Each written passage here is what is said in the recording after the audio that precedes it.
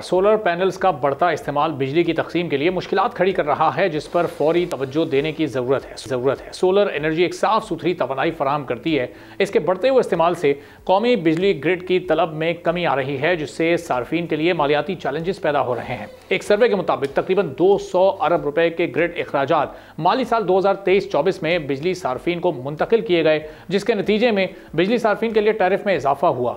Solar को अपनाने की वजह से बिजली तलब में 5% कमी हुई और बिजली सार्फिन को 130 अरब रुपए से ज्यादा के अखराजात बर्दाश्त करना पड़े हैं।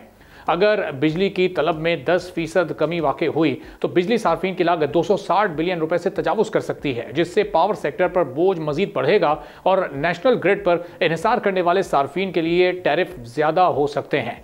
दूसरी तरफ वज़ीर आज़म शहबाज शरीफ ये कहते हैं कि शमसी तवानाई से मुताल्लिक हुकूमत की पॉलिसी में कोई तब्दीली नहीं की जाएगी।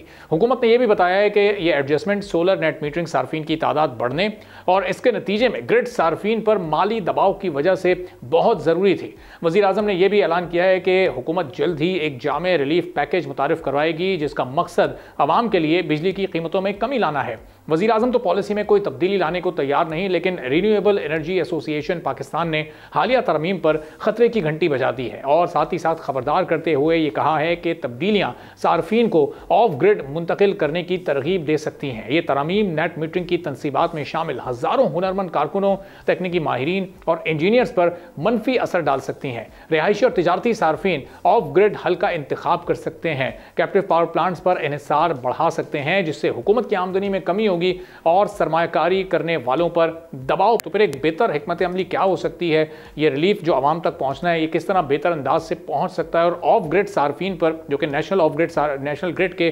सार्फिन है, उन पर कैसे इस दबाव को कम किया जा सकता है? सब्सक्राइब करें और बेल दबाएं ताकि कोई खबर रह न जाए।